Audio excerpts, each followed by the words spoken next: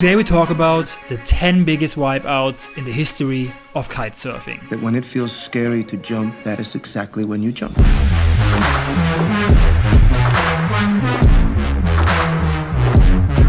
So these wipeouts are not to make fun of all the athletes. It's more about educating about the sport and showing what risks these athletes are taking. So let's start with wipeout number 1, Steven Ackersteig at the Red Bull Mega Loop Challenge. At the Mega Loop Challenge 2015, Steven Ackersteig takes one of the most iconic wipeouts up till today.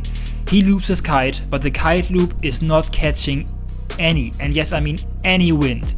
And he goes down, hitting the water with his full body.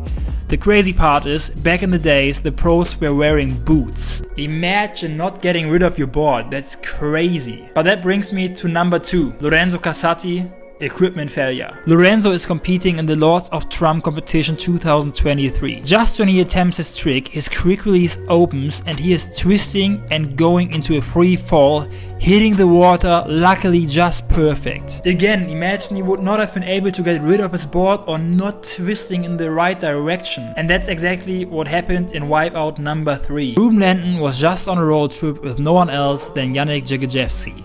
The first stop was Barcelona. Ruben goes out, send a kite loop, and you know what? I think Ruben himself can explain best.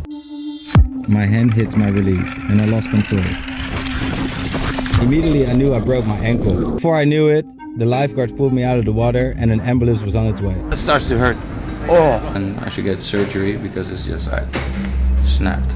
So Ruben luckily fully recovered, but it just shows again how mad it was back in the days to do these mega loops with boots on. Let's come to wipeout number 4, Josué Baby Shark. During an event in Tarifa, Josué did a huge steering mistake, which meant for Baby Shark a free fall into the very shallow waters of Balneario Tarifa. Wipeout number 5 is a great example that back in the days, sea kites did unpredictable things. Lasse was competing at the Red Bull King of the Air in 2016. Back in the days, he was the kite loop guy, one of the best to do big loops.